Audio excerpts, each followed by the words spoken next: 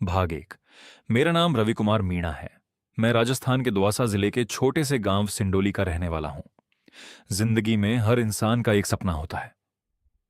मेरा सपना था अपने आराध्य हारे के सहारे खाटू श्याम बाबा के दरबार में पैदल पहुंचकर उनके दर्शन करना।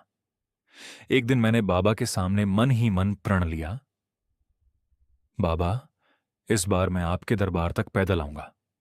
चाहे रास्ते में कितनी भी कठिनाइयां आए, मैं पीछे नहीं हटूंगा। सुबह सूरज निकलने से पहले मैं घर से निकल पड़ा। परिवार की आंखों में चिंता थी, लेकिन मुझे विश्वास था कि जब श्याम मेरे साथ हैं तब मुझे कोई नहीं रोक सकता। मैंने अपने गांव को प्रणाम किया और पहला कदम खाटू धाम की ओर बढ़ा दिया। शुरुआत में सब कुछ आसान लग रहा था।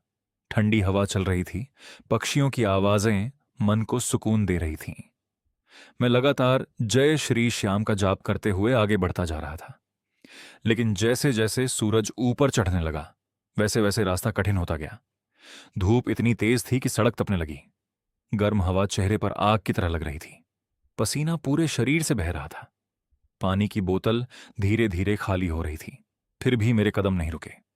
मैं बार बार अपने आप से कह रहा था, रवि, दर्द शरीर में है लेकिन हिम्मत दिल में है।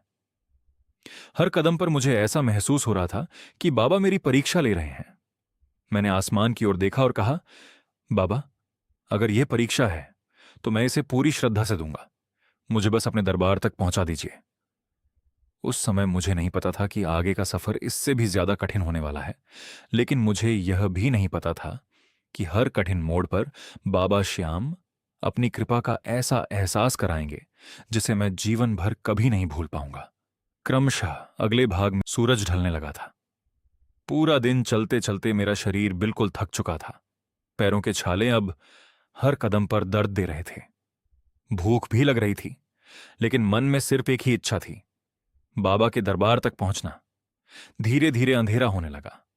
सड़क पर वाहनों की आवाजें थीं, लेकिन मेरे मन में सिर्फ जय श्री श्याम का जाप गूंज रहा था। मैंने आसमान की ओर देखा।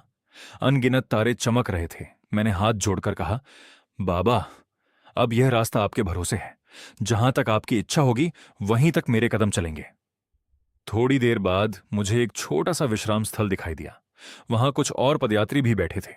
उनके चेहरों पर भी थकान थी, लेकिन आंखों में वही विश्वास था जो मेरे मन में था। हम सबने मिलकर श्याम बाबा का भजन गाना शुरू किया। हारे का सहारा बाबा श्याम हमारा। जैसे जैसे भजन की धुन गूंजती गई, वैसे वैसे सारी थकान कम होने लगी। ऐसा लग रहा था मानो बाबा स्वयं अपने भक्तों के बीच बैठे हों।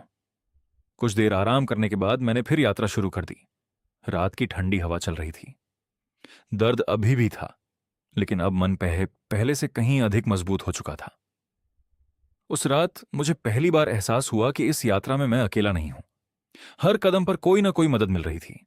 कभी कोई पानी दे देता, कभी कोई रास्ता बता देता, कभी कोई मुस्कुराकर कह देता, श्याम बाबा सब ठीक करेंगे। उसी पल मेरे मन में विश्वास और भी गहरा हो गया।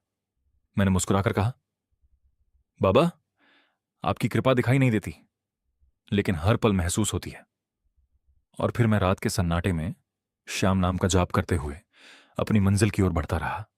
मुझे विश्वास था कि जिस दरबार ने मुझे बुलाया है वही मुझे अपनी बाहों में जरूर पहुंचा देगा। रात बीत चुकी थी। सुबह की पहली किरण धरती पर उतर रही थी। मैंने गहरी सांस ली और खुद से कहा, रवि, अभी मंजिल दूर है, लेकिन हिम्मत उससे भी बड़ी है। मैंने अपने पैरों की ओर देखा। छाले और भी बढ़ चुके थे। हर कदम पर ऐसा लगता था जैसे पैरों में सुई चुभ रही हो। फिर भी मेरे होंठों पर बस एक ही नाम था, जय श्री श्याम, जय श्री श्याम। मैं धीरे धीरे आगे बढ़ रहा था। रास्ते में दूसरे पदयात्री भी मिल रहे थे। कोई बाबा का झंडा लेकर चल रहा था, कोई भजन गा रहा था, तो कोई नंगे पैर यात्रा कर रहा था। उन्हें देखकर मैंने सोचा, रवि कुमार मीणा, जब इतने लोग बाबा के भरोसे चल सकते हैं तो तू क्यों रुक जाएगा? मैंने अपने कदम और तेज कर दिए। कुछ दूर चलने के बाद अचानक तेज गर्म हवा चलने लगी। धूल उड़ने लगी। आंखें खुली रखना भी मुश्किल हो गया।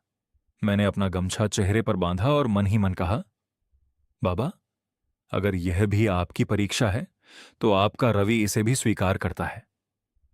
मैं लगातार चलता रहा। थोड़ी देर बाद रास्ते में एक सेवा शिविर दिखाई दिया।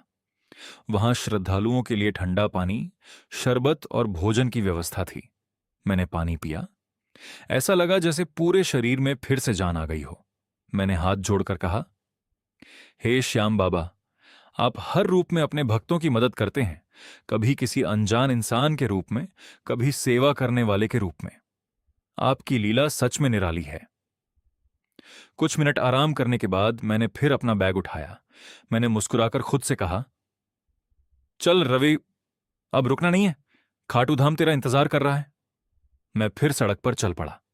अब दर्द पहले जैसा ही था, लेकिन मन पहले से कहीं ज्यादा मजबूत था। मुझे पूरा विश्वास था कि जिस बाबा ने मुझे घर से बुलाया, ये दाहे से मुवाफा है, वही बाबा अपने दरबार तक भी पहुंचाएंगे। और मैं श्याम नाम का जाप करते हुए एक एक कदम मंजिल की ओर बढ़ता रहा।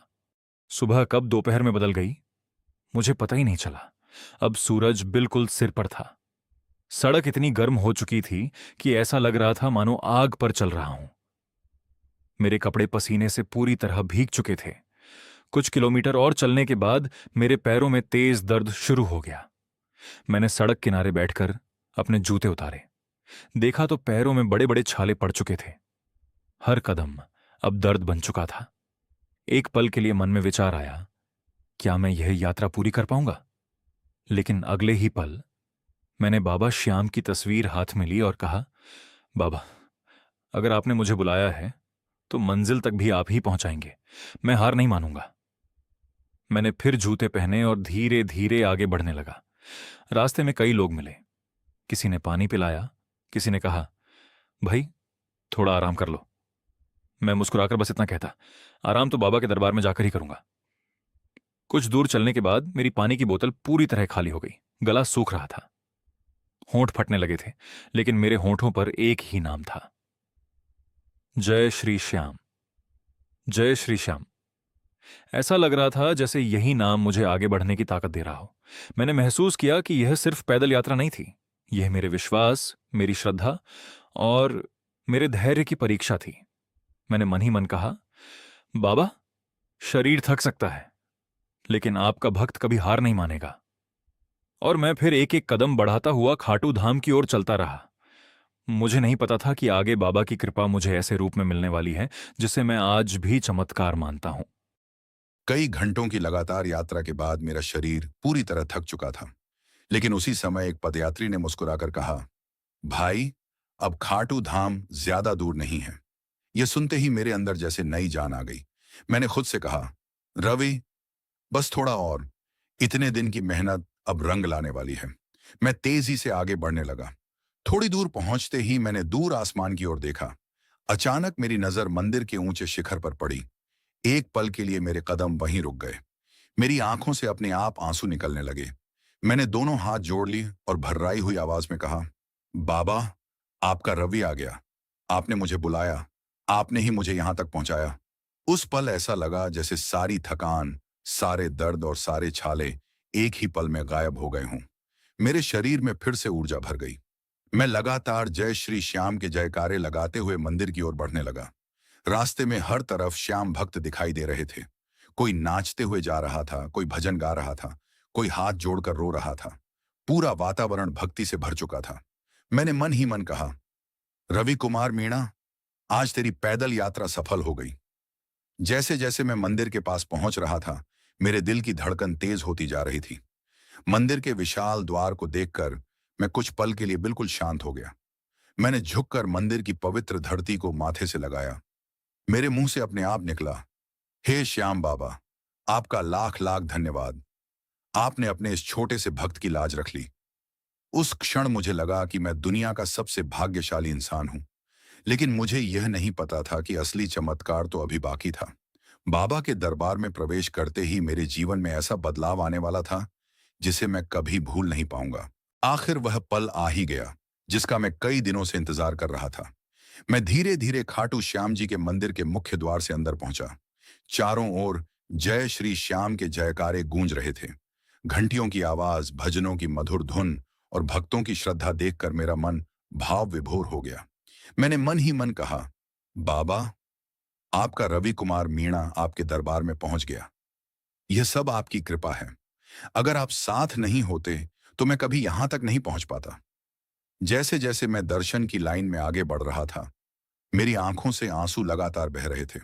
मुझे अपने पैरों के छाले याद आए, तपती धूप याद आई, भूख प्यास याद आई, लंबा सफर याद आया। फिर मैंने मुस्कुराकर कहा, रवि, देख, जिस मंजिल के लिए तूने इतना संघर्ष किया था, आज वही मंजिल तेरे सामने खड़ी है। कुछ ही क्षण बाद मेरी नजर पहली बार बाबा श्याम के दिव्य स्वरूप पर पड़ी। मैं उन्हें बस देखता ही रह गया। उस पल ऐसा लगा जैसे समय रुक गया हो। मेरे मन का सारा बोझ हल्का हो गया। दिल में एक ऐसी शांति उतर आई जिसे शब्दों में बयां करना मुश्किल है। मैंने हाथ जोड़कर प्रार्थना की, हे बाबा, मुझे धन दौलत नहीं चाहिए। बस इतना आशीर्वाद दीजिए कि मेरा विश्वास हमेशा आपके चरणों में बना रहे। मेरे परिवार को सुखी रखना, और जो भी सच्चे मन से आपके दरबार में आए, उसकी झोली कभी खाली मत लौटाना। दर्शन के बाद जब मैं मंदिर से बाहर निकला, तो मैं वही रवि नहीं था जो दौसा के सिंडोली गांव से निकला था। मेरे अंदर एक नया विश्वास, नई ऊर्जा और नई उम्मीद जन्म ले चुकी थी। मुझे अब समझ आ गया था कि पैदल यात्रा केवल पैरों से नहीं, बल्कि विश्वास से पूरी होती है। आज भी जब मैं उस यात्रा को याद करता हूं, तो मेरी आंखें नम हो जाती हैं। मैं गर्व से कहता हूं, मैं रवि कुमार मीणा, दौसा जिले के सिंडोली गांव का रहने वाला हूं। मैंने अपने बाबा श्याम पर भरोसा किया, और बाबा ने मेरी हर कदम पर रक्षा की। अगर आप भी कभी जीवन में दुखी हों, निराश हों या रास्ता ना दिखाई दे, तो एक बार सच्चे मन से बाबा श्याम को याद कीजिए।